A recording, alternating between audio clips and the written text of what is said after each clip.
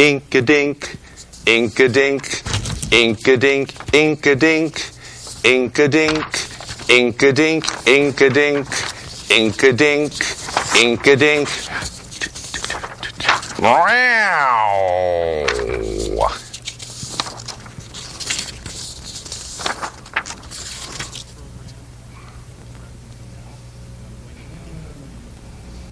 Well, what's that beeping going on? I'll bet it's Neil Young doing that spaceship song.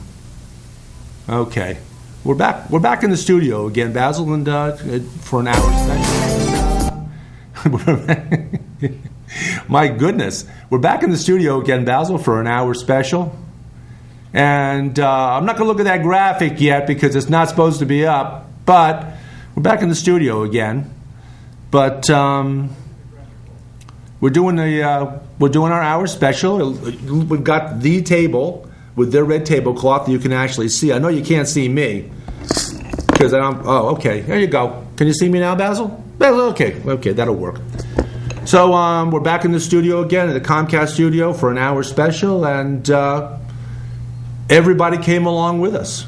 We've got Piggy, got Sharky, some down here somewhere.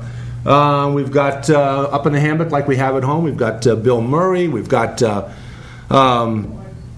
Stephen Colbert. We've got the whole crew up there. Drew Carey. Now that he fizzled out on his little attempt at the at doing the Late Show in place of Craig Ferguson. And speaking of Craig Ferguson, we got little Jeffrey Peterson. We got Lara sent us along. She packed it up and sent it along with us. The wizard who hangs on to little Jeffrey Peterson. We got everything we have at home normally. We've got the Nickelodeon phone. We got the Cat in the Hat phone. Although I don't think we're really going to need that. I think we're really going to need the. Who do you got you got call-in scheduled, right? Okay, you do. Okay. Well, go ahead.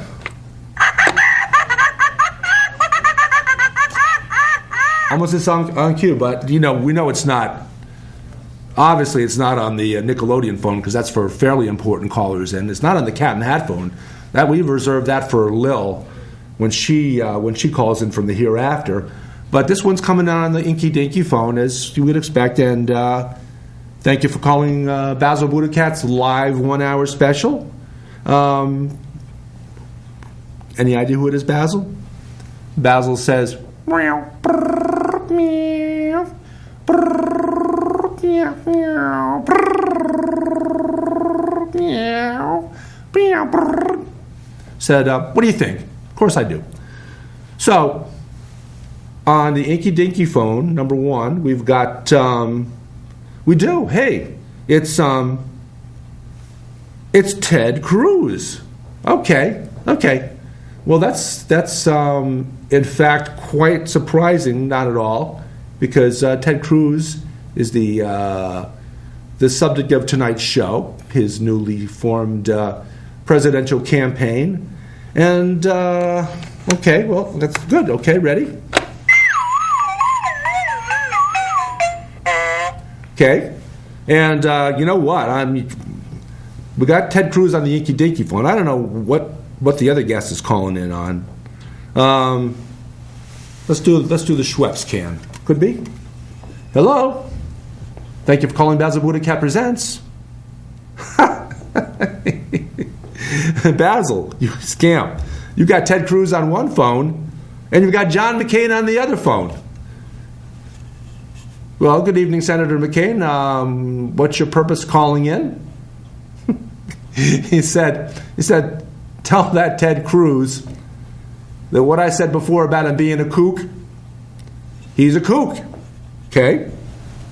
Senator Cruz from Texas, now presidential campaign. Now we have John McCain on the Schwepp phone, the Schweppervescence phone, saying that everything he said about you is true, that you're a kook.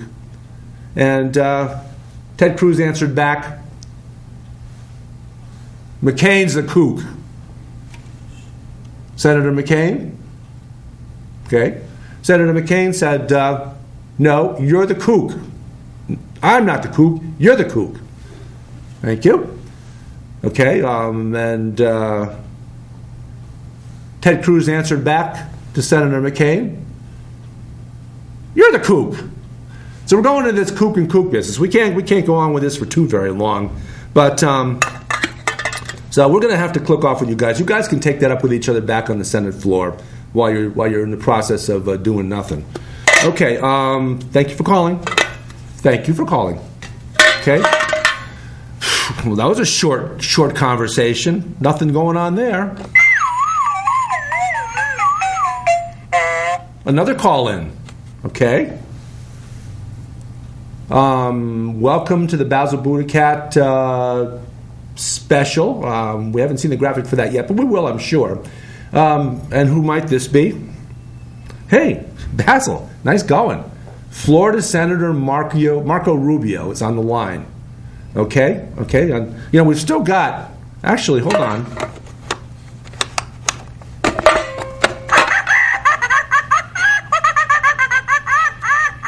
Now we do. Thank you for calling Basil Buddha Presents. Senator Ted Cruz called back in again. Okay. Senator Cruz, I've got Senator Marco Rubio from Florida. I don't know if he has his father on the phone with him. I don't know if he's got it on speakerphone, but he usually calls in our show, and his father, whose name is Rubio del Rubio, usually calls in along with him. But we know we've got Senator Marco Rubio on the phone, and Senator Rubio. We've also got Senator Ted Cruz from Texas, who, as you know, is running for president now. You're thinking about running for president too. Hold on. Okay. Oh, that's an interesting narrative. Okay.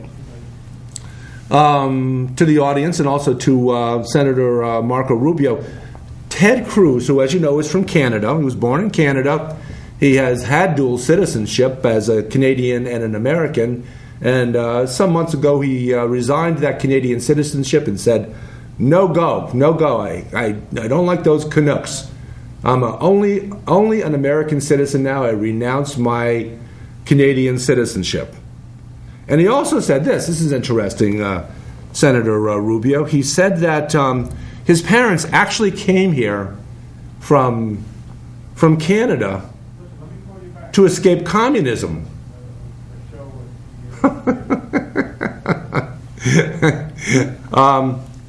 Senator Cruz, we have a little problem here. Senator Rubio says that's his shtick. He says his parents came here from Cuba to escape Fidel Castro and the revolution and communism. Okay. Well, okay. I'll tell him. Senator Rubio, if you've got your father Rubio there, you can pass this along to him. Senator Cruz says that actually you can't use that narrative anymore because as everyone knows, your parents came here from Cuba not to escape Fidel Castro and the revolution. They came here years before that happened. So that whole narrative is a totally false one. And I think he used the word lie, but okay. I'm just delivering the message. That's what Senator Cruz is saying. He says he can use the Canadian escape route because you can't use that Cuban escape route story anymore. The narrative just doesn't hold any Gulf of Mexico water. Okay? Okay, did you hear that, Senator Cruz? Senator Rubio was saying that you can't use your narrative because it's his narrative. Okay, I'll tell him. Okay, Senator Rubio, Senator Cruz says, no, you can't use it. Okay, I'll tell him. Senator Cruz, Senator Rubio says you can stick that narrative where the sun don't shine. Okay, and Senator Cruz answered back, you can stick your narrative further in where the sun doesn't shine. Okay? Well, again, Basil, this is not working out. We got people calling in, and all they do is get into arguments with one another. You know, what is this, the Republican Party? I guess it is. Okay. Well, at any rate, so here we go. At any rate, I guess this is what we need to say. What the? Okay. Or the larger version, what the? Okay. Or our mime version, what the? Okay. Now, okay. Yeah, okay. Yeah, we're going to do some commercials, but you really want me to do the commercials now? Because we're unfolding this story about Senator Ted Cruz, and he gave a speech in front of Liberty University the other day in which he announced his candidacy for President of the United States. He wants to be the Republican Party candidate. And he stood up in front of an audience of thousands of kids. And I guess the narrative there is, aside from escaping Canada and communism there, the narrative is that he wants to show that these kids that are really hip Liberty University kids. All right, Basil said, he says, don't forget to remind everybody where Liberty University is and how this relates to President Barack Obama. Well, what do you mean? Said,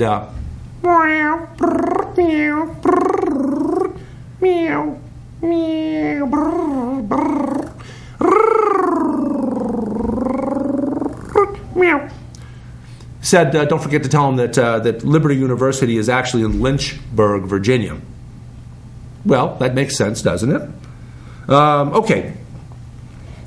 So he's there. He's giving a speech in front of a bunch of kids that are there showing their support, and the fact that apparently Senator Cruz wants everybody to know that these kids are his kids. They're his younger generation of Republicans. And Basil said he's got another little tidbit for me.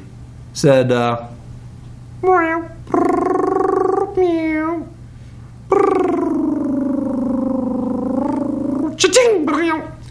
said this is a regular weekly get together at Liberty University, and any student that doesn't show up at this weekly convocation gets fined $10.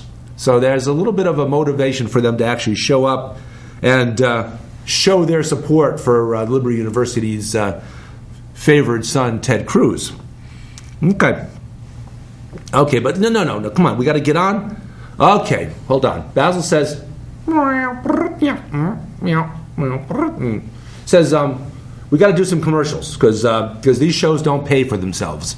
We get some cha-ching from the sponsors, and we got to do.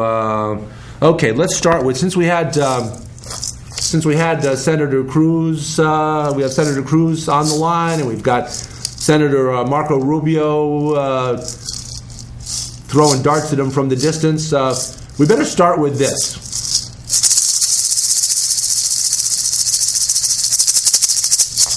Cinco de Marzo is passed. Okay? Well, here we go. Every month with the number Cinco in it is a good month to have a big party and drink lots of tequila. And we'll get around to it later. Schweppes and P&W root beer. But we don't just do Cinco de Mayo anymore. Cinco de Mayo, we don't do Cinco de Marzo, we do Cinco de Abril coming up next week, right about Easter time. So that's another Spanish holiday, only to be outdone by Cinco de Junio,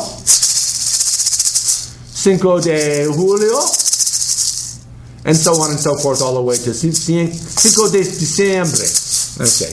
Then back around the horn to Cinco de Enero. Okay, we got all the Cincos covered? Almost all of them. Okay, now, hold on. There we go. I'm going to get Basil's one of his studio audience members that got to come up on the table with us. Okay, also in keeping with the Latino motif, Cafe Bustelo. And we're not getting paid for doing Cafe Bustelo yet, but we do it out of the goodness of our hearts in hopes that ultimately they will pay us. And you can find Cafe Bustelo right on Main Street in Price Right. Price Right Supermarket on Main Street, Cafe Bustelo. It is, to quote Cafe Bustelo, envasado al vacío, vacuum packed. It is café espresso molido, espresso ground coffee. It is, in this case, not in the larger size, but in this case, it's peso neto, 10 onces, 283 grams. Net weight, 10 ounces, 283 grams. It is, Café Bustelo tiene un aroma seductor y un sabor pleno. Es un café deliciosamente versátil que se puede preparar usando su método preferido, filtrado, cappuccino, espresso o frío, cold. Okay, con hielo y así satisfacer todos los gustos. El mejor café su disfruta el compañero. It's the cafe to serve when you got people coming over to your house. It's in English right below that, so I guess if I needed to, I could have said it in English, but nope. In keeping with the, at any rate, Cafe Bustelo at, is it Shop Right or Price Right on Main Street? Whichever one's on Main Street in Danbury. It's Price Right on Main Street in Danbury. Cafe Bustelo. What else? Okay, I don't know. Can we do Mr. Potato Schlong on our live special? I guess we are. Okay. One of our new sponsors, Mr. Potato Schlong. And Mr. Potato Schlong is great to have, not necessarily at fraternity parties, but at sorority parties. It's a big hit. The gals go crazy over it. Mr. Potato Schlong. Okay. What else? Okay. Mr. Piggy says, let's see. Okay. Because we owe a lot of money to China. We need to pay off that debt eventually. Ping Pong Padel. This is Basil's side because it's red. This is my side because it's blue, or actually black. So Ping Pong Padel, or paddle, or padel, as Gary Shandling used to call it. And ping pong balls. And I don't know whether it goes whether you hold them this way, or whether you hold them this way. I guess it depends on, well, it just depends. Okay, what else do we have for our, let's see. Okay, you don't want to do all the advertisements now? You want to save the better paying ones for the end of the show. Good enough. Because our old standbys are going to be coming up later on in our moment of commercials. What the fuck? Fork? Or what the fork? There goes a ping pong ball. Okay. So, back to the story.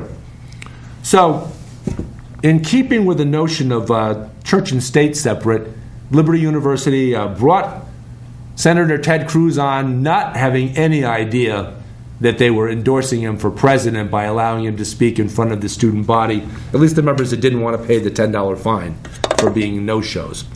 So, church and state remain safe. Okay, so now he gave a speech, and in the speech, Senator Cruz, one of the things he likes to talk about is abolishing the Internal Revenue Service. And that's the thing. He says, abolish the IRS, no more IRS, no more IRS. And one of the kids in the audience asked him, and it might have been one of the kids that had Rand Paul t-shirts on, because there were a bunch of kids in the audience that forgot that it was Ted Cruz that was being brought on to speak that day. But a bunch of the kids had the red Rand Paul t-shirts and sweatshirts on, and I guess that's okay. So one of them stood up and he asked Senator Cruz, Rand Paul, my candidate, he said, Rand Paul, my candidate, not me, this is the kid. This is the young man asking the question. He said, Rand Paul, also his candidate, also says abolish the Internal Revenue Service. But what in the world are you going to use after then to pay for government? Who's going to pay for the cost of, road maintenance? What's going to pay for the next big war in the Middle East? What's going to pay for Iraq Gulf War 3, 4, 5, and 6? Looking for the next Saddam Hussein, and looking for the next Osama bin Laden. They're out there. They're out there. You got those ISIS characters. So he says, now, having said that, Senator Cruz, you're also saying abolish the Internal Revenue Service. So what are we going to do to pay for stuff? How are we going to pay for stuff? How in the world is the United States of America going to collect money in order to pay for stuff? The deficit's there. It's growing. Although this year the deficit for this fiscal year is now lower than the deficit for any fiscal year, going all the way back to when Bill Clinton was president, when we had some surpluses. So we're not in surplus territory yet, but we've got the lowest deficit in history. Now another kid from the audience asked, I guess he butted in. He asked Basil. He had a question for Basil. He said, now Basil Budikat,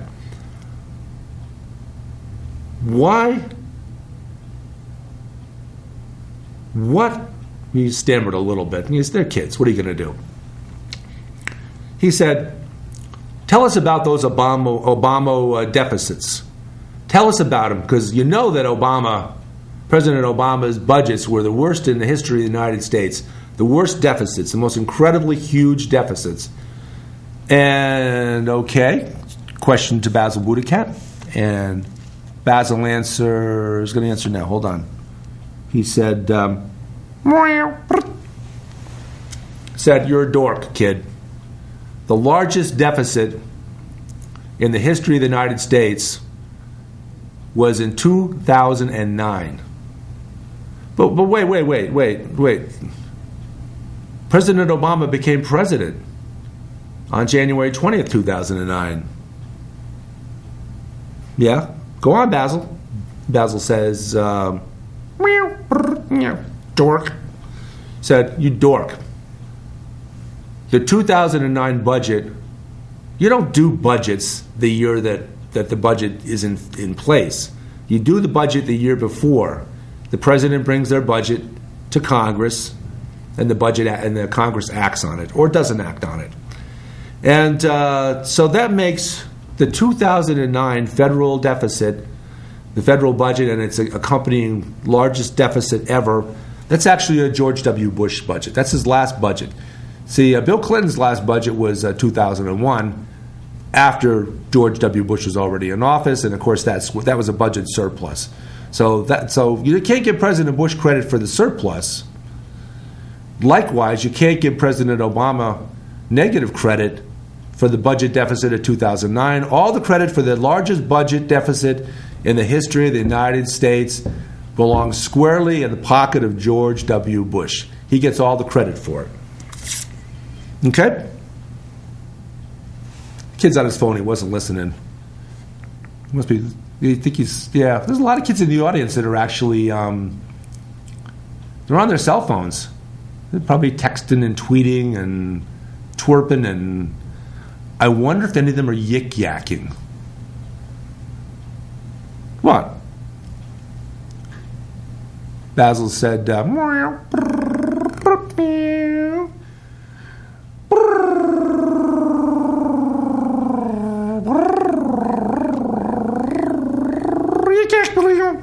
Said, what the heck's Yik Yak? Okay. You haven't been on campus in a while, have you, Basil? Yik Yak is a new social medium. It's a social medium whereby people can, and it's used a lot on college campuses, and students can post incredibly dastardly things. They can insult other students. They can threaten the university. They can say horrible things about their professors. And with Yik Yak, it's totally anonymous, so that it's almost impossible to trace back anything you say on Yik Yak. Anything you post on Yik Yak is pretty much between you, and everybody else sees it, but nobody else knows exactly where it came from. Unless there was one case, and that was in a middle school, where someone, turned out it was a young man, someone Yik Yacked out, I'm going to bring a gun to school and shoot up the place. Now, needless to say, that's kind of dangerous. I mean, that's kind of dangerous language. But the police figured out, and it only took them 3 weeks to figure out who exactly it was, how to trace back and figure out who exactly it was that Yik Yacked that phrase, I'm bringing a gun to school and I'm going to shoot up the place. And thankfully, I guess the kid didn't act in those 3 weeks, so they were able to apprehend him, and they sent him to juvenile court, and he's got some community service to do in exchange for him threatening his entire school to bring a gun to school and shoot up the place. So that's the crime, that's the punishment, that's the police investigation to figure out who did it, and they were successful 3 weeks later. Okay. Did we answer the question about the IRS and the flat tax? Oh, okay. Okay. The flat tax. Senator Cruz told the audience, abolish the IRS. Get rid of it. Throw them out. We don't need an IRS. Taxation without representation is illegal. The whole notion of the IRS is illegal. Taxation is illegal. So get rid of the IRS, blow up the building. I guess give the guys inside of it a couple minutes notice before you blow it up. But he said, now this is how we're going to replace the IRS. I'm going to pay our bills using what's called a flat tax.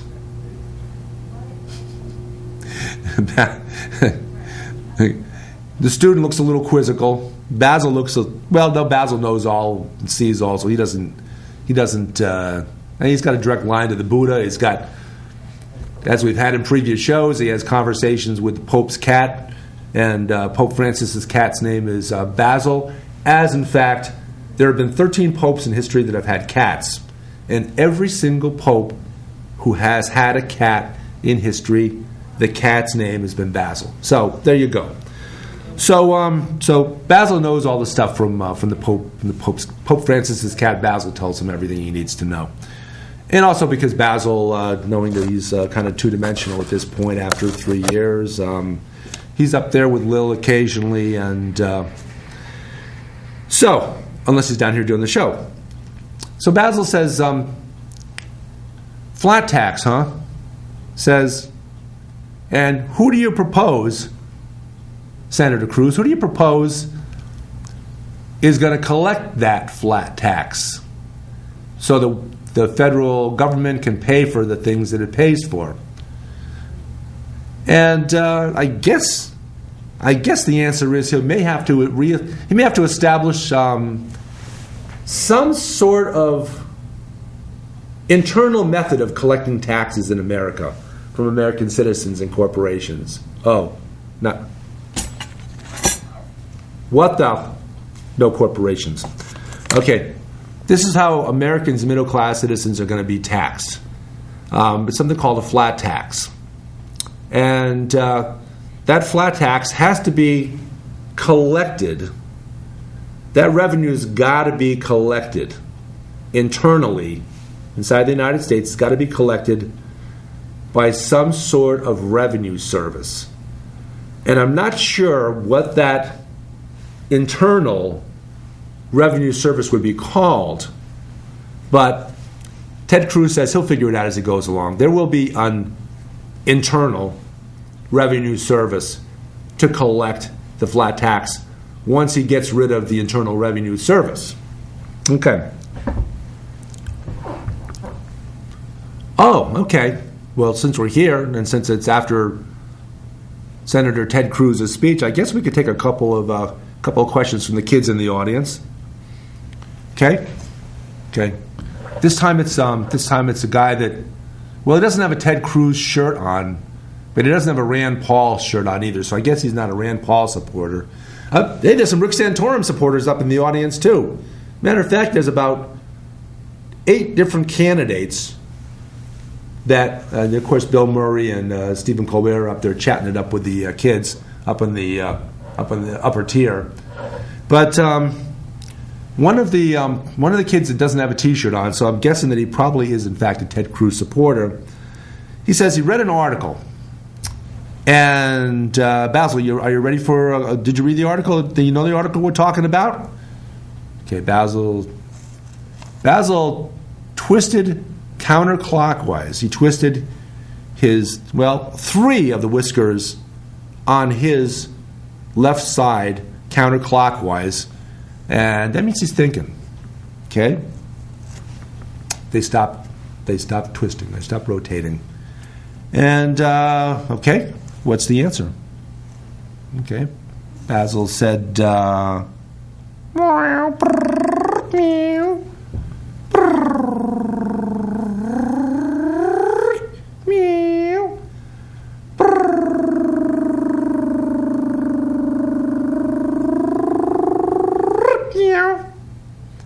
said, yeah, I got time for it. I can take it. Okay.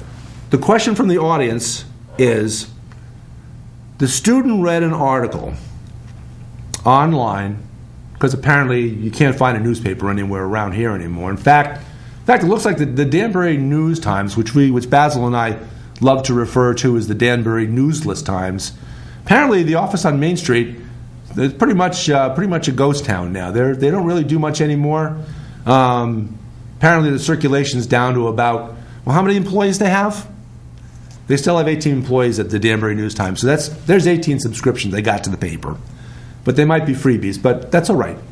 The question from the audience is, he read online that a story about the White House florist leaving.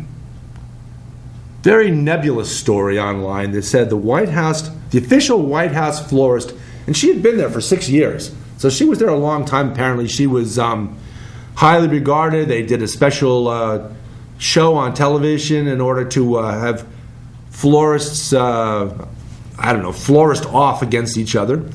And they decided that this gal ended up being the official White House florist. She's been there for 6 years. They love her. They say she does marvelous work. But all of a sudden, she's gone. She left. And for some reason, nobody knows why. I mean, the official story is that she went on to other things. But don't they always say that, Basil? When somebody leaves a job, don't the employee and the employer always come up with something like, the employer will say, well, they went on to do other things and we wish them well. And the employee will say, I'm going on to do other things. Wish me well, find them my next job. But here's the truth. Here's the truth of the matter. Apparently, because there were some comments in the article later on, and one comment from some guy named David Stevenson in the article, in the comments afterwards, said that he heard from his friend Kevin Gallagher that this florist dismissal story is really big. And what actually happened was the florist found out something. Hold on. Well, we're going to have to do some more commercials, but that's for later. This is more important. The florist found out two things that are very damaging to the White House, very damaging to the Obama administration, and very damaging to the Obama family personally. And that's why the florist was sent a packing. Okay? She found out that President Obama was born in a black hole in the constellation Obamada. I know. Everybody here they all thought it was Kenya, didn't they? Well, we got a section up there that has a sign, just popped up signs that said Kenya, and another group that popped up signs and said Somalia, and another group of kids over here that had signs that said Mars, and there's one kid lying in front of the front row, and another kid has that kid's head under his boot, and that kid's got a sign that says, "Ha, that's wild." The kid that's lying on the ground with another kid's boot on top of his head has a sign that says Hawaii. Ha, no friggin' way. Okay, or as the students will say, what the, and they'll say, what the, or from the musical section, or is that Bob Roberts University that has a big marching band, the big marching harmonica band? Well, apparently Oral Roberts University and Bob Roberts University and Liberty University all are big into music, and they all have harmonica bands, and they're chiming in with what the.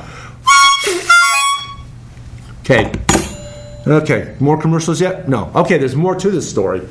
If the fact that President Obama was born in a black hole in the constellation Obamada, if that weren't enough, here's something else the florists found out. The florists found out that Michelle Obama is actually, oh my goodness, is actually a male birch tree. And apparently that's, and you're going to see this in a couple of weeks on Time Out with Kevin Gallagher. Our good friend Kevin Gallagher will be doing a show about this because he keeps up on all the great, well, you guys out there call them conspiracy theories. Kevin calls them conspiracy theories. You're going to see it on his show come up in a couple of weeks, so keep your eye out for that. So there's the thing, though. The florists found out that Michelle Obama is really a male white birch tree, and that President Barack Obama was born in a black hole in the constellation Obamada. And that's why the florist was whisked away under cover of darkness. Well, I'm glad that story's settled. Okay. Not yet. Look, we got to get our commercials in. This is important. This is where the cha-ching comes from. This is how we pay for these shows. Basil said,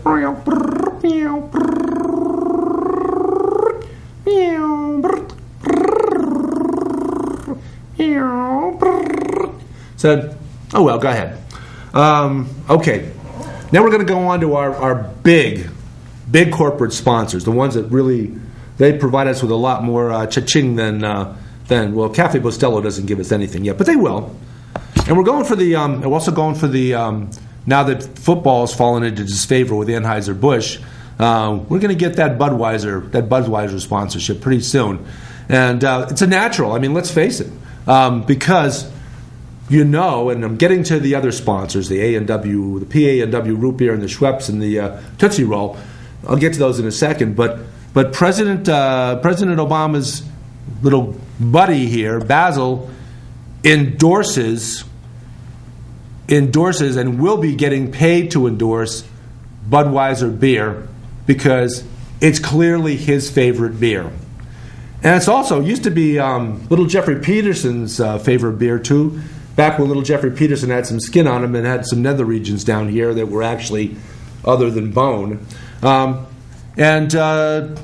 We're going to get Secretariat from Late Show formerly with Craig Ferguson, and we're going to get Secretariat there to come on and help us out with the Budweiser account because, in fact, you know why Budweiser belongs on Basil Buddha-Cat Presents! ! It's because not just Basil, not just little Jeffrey Peterson while he still had some skin on his bones, not just Secretariat, but all three of them. It's their favorite, it's their favoritist beer. And why is their favoritist beer? Well, look wherever they go to the bathroom. Wherever they go to the bathroom, that's evidence that Budweiser is their beer of choice. Okay, having said that now, let's see. P, A&W root beer. And how do we know that P, A&W root beer is in fact Basil's favorite root beer? Well, first of all, when we airbrushed in the P into the P, A&W, and took the A&W root beer can and made it into the P, A&W root beer can, and adding the P in, that shows that P, A&W root beer has something A&W root beer never had. It's got that extra letter, it's got that zing, it's got that sparkle. Better than A&W root beer, and Basil's got the sponsorship. Schweppervescence, and like P-A&W root beer. How do we know that these are Basil's favorite sodas? Well, again, look in the litter pan, and lastly but not leastly, Tootsie Roll. And gotta be careful not to touch this thing. Yes, it is a Tootsie Roll. Yes, it's been sitting out on the table in Basil's studio for about 6 months now, so it's a little rock solid. But Tootsie Roll, Basil's favorite candy. And again, not to be repetitive, but how do we know that it's Basil's favorite candy? Look in his litter box. There's your evidence. Okay, are those all our, have we done them all? Got a couple more, I think. Let's see. I think the cat's been drinking a little too much, been imbibing a little bit too much of our new corporate sponsor. Another corporate sponsor, 15 ball, and the large economy size from Costco, 12 ball. Now, 12 ball, basically 12 ball should be smaller than 15 ball because the number's lower, but you know what? Look at it. You could look it up there. 15 ball, 12 ball. And,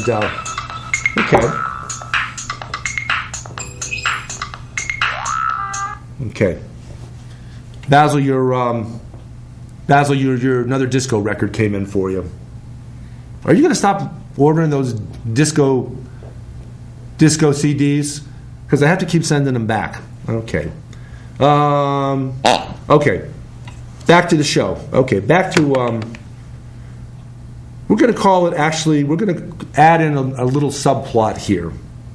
Two little subplots. One of them being that we've got all these evangelical kids in the audience. And we had a call in from a friend of ours before the show, a friend who's Jewish. And he says he's got a little problem with these evangelicals being great friends of Israel, or claiming to be great friends of Israel. Very, very, very supportive of Israel against Iran. And he said he's a little uncomfortable because, according to evangelicals, when Judgment Day arrives, Jews will have two choices. They'll have a choice of becoming a born-again Christian and accepting Jesus Christ as their Lord and Savior, as Basil and I have, and that's the way we are. That's who we are. But we don't think that evangelicals should have this notion that Jews have two choices when Judgment Day arrives. One is to become a born-again Christian and accept Jesus Christ as their Lord and Savior. Second choice being burning in hell. So that's a little subplot there. Okay. We're going to take another Coffee Bustelo. Ping pong paddle. Basil's side, my side. Yeah, no, we're rehashing some of these commercials, but we need some ka-ching. Don't forget Mr. Potato Salon. Find this at all your favorite grocery stores and also wherever you buy your ribbed condoms. We forgot one. Well, the wizard that Lara Sky. This is the wizard that Lara Sky sent on to Basil, because Lara used to call me the wizard, and in fact, she and I did a show here at Comcast about it was a practice show for some of the guys who were learning to do the studio, and they did a practice show, and on the practice show, Lara Sky did a show where she she called me the wizard, and it stuck. And so Lara sent me this wizard as a remembrance of the fact that she calls me the wizard. Okay, and the wizard brought us along. Back up on little Jeffrey Peterson's ribs. The wizard brought us a potential new sponsor. It's called, though this is actually from FTD Florist. It's a dual purpose. We can get two sponsorships out of one. This way, it's FTD Florist, and this way, it's a hemorrhoid application. So that's a new up-and-coming sponsor. Watch for it. Okay. Basil wants me to say, well, I'll quote him first.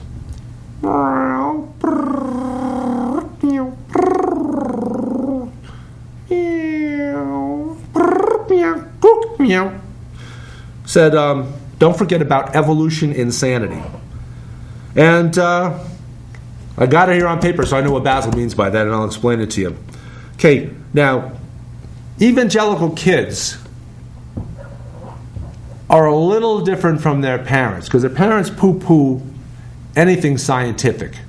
They just distrust science. They think the world is 6,000 years old, and everything's happened, and dinosaurs all existed at the same time as people, and all these kind of crazy things. But the kids, here's the difference. Evangelical kids are very often siding with liberals and progressives on the subject of climate change. And here you go. They're siding with progressives and liberals on climate change because they believe that their purpose on this earth, that evangelicals' purpose on earth, amongst other things, is taking care of the planet for future generations. They believe they're stewards of the land, that they need to take care of the planet, and part of taking care of the planet is dealing with the environment, making sure that the earth doesn't fall over the cliff with climate change, and we don't get to that tipping point, not just where the oceans rise and encompass a lot of the coastal area, which is now where most of the people in the world live in coastal areas and large cities, and the cities are all in coastal areas for the most part. They believe that we need to deal with climate change, the young evangelicals, and you know who you are out there. I mean, they're looking a little sheepish, but they believe that we as a people need to deal with climate change, need to take care of our planet for future generations, and they believe that Christianity teaches them that rather than I'm twisting my whiskers now, rather than taking a stance of kick all those bums out that have crossed the border, them illegals, as their parents seem to like to refer to them as, them illegals.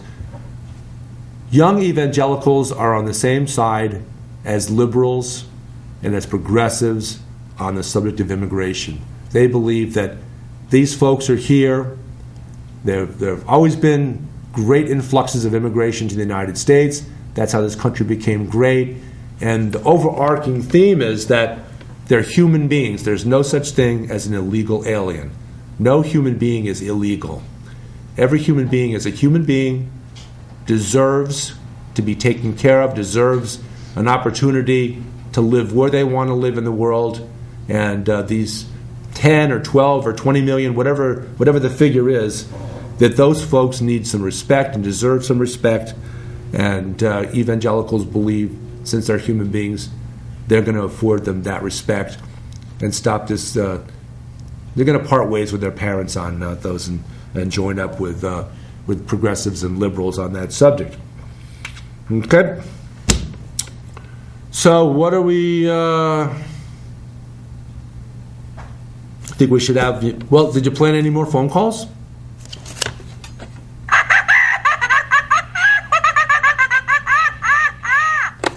Okay. Welcome to Basil Budakat's hour-long special. We're coming down the home stretch. We've got about 7 or 8 minutes left in the show now, and we'll take a few more phone calls. Okay, Basil, it's the chairman of the board of Budweiser, Anheuser-Busch, the chairman of the board. He said, are you sitting? Well, Basil can't be sitting down. He's sort of leaning back. His two-dimensional avatar is kind of leaning back against a couple of old cassette tapes that we used to use here at Comcast before I went to DVDs. And it is the chairman of the board. No, not Frank Sinatra.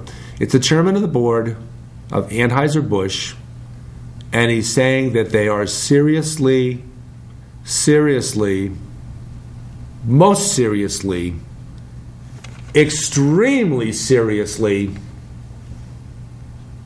sort of kind of considering us. Hey, that's good. That's good. What's swaying you? Now, I know you're not supposed to ask that question, Basil, because you just graciously said, thank you, yes, thank you for your consideration. We'll be waiting to hear from you, and leave it at that. But no, I'm going to say this, Basil. I'm going to say, what swayed you? What did in our presentation swayed you? Okay, he says it certainly had nothing to do with a horse presentation.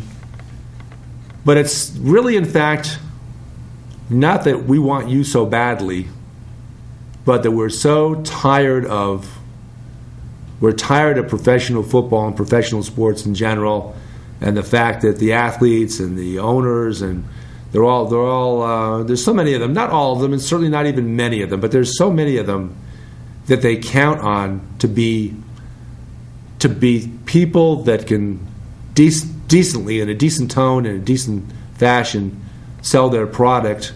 And they're out there beating up their kids, and they're out there dragging their wives around by the hair. And okay. So, but what you're saying is basically that that you just can't abide sticking with your old corporate sponsored professional sports. Okay, fair enough. Thank you for calling. Okay. See, he got in on the medium-sized phone, on the Nickelodeon phone.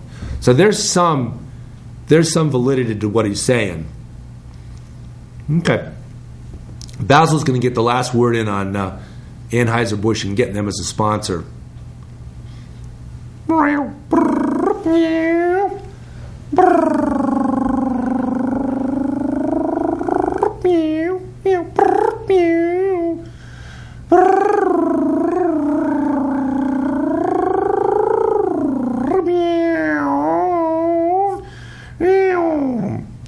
Said, I'm keeping my toes crossed, my ears crossed, and certainly my whiskers crossed.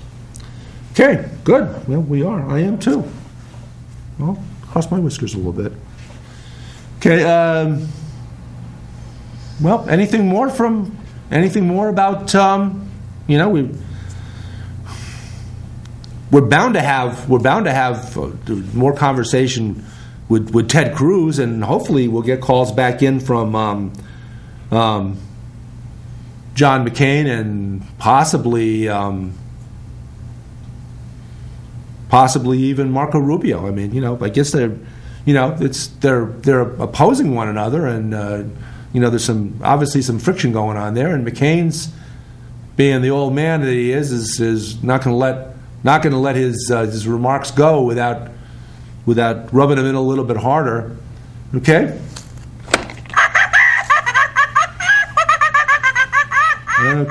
Okay, now, we know it's not on that phone, but it's on the, wait.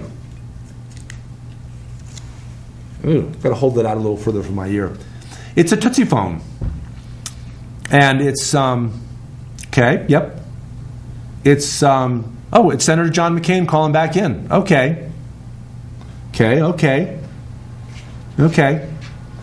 He's calling in, and he's got something else for us to convey to Senator Cruz.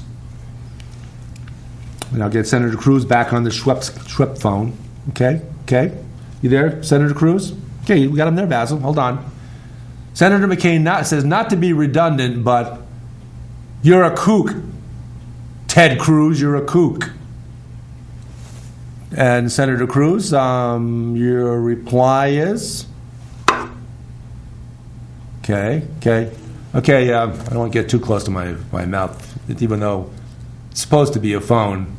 It is a Tootsie Roll phone. Senator Cruz, Senator McCain said, you're a kook. Okay? And, okay, response, okay, Senator McCain, I'm listening. Okay, I'll tell Senator Ted Cruz what you had to say. Okay, Senator Cruz, Senator McCain, hold on, Senator Cruz, I got them backwards. Senator Cruz, Senator McCain said, I don't care if you think I'm a Tootsie Roll, but wait a second. You know, these guys they're all starting to sound alike. They're all like, I hear both of them in unison singing "Bomb Bomb Iran," which is, of course, Senator McCain's campaign theme from 2008. He got in front of an audience and he said he sang to the tune of the Beach Boys' "Barbara Ann."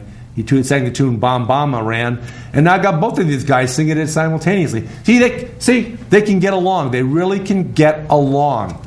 Okay. Well, what, Senator Cruz? You had something else to add? Okay.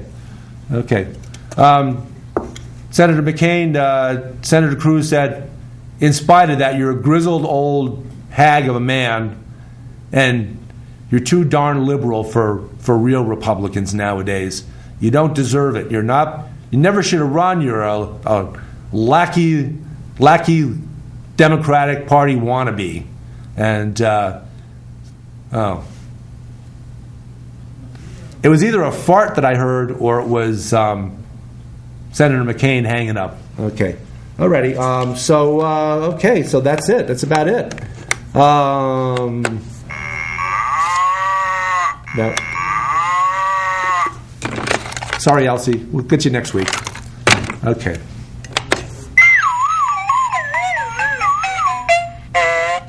Okay. You still there, Senator Cruz? Okay. It's Senator Marco Rubio back on the phone. On the this time he's on the Tootsie Roll phone, and I got to hold it out here because it's apparently it also became the Fardo phone while Senator McCain was on.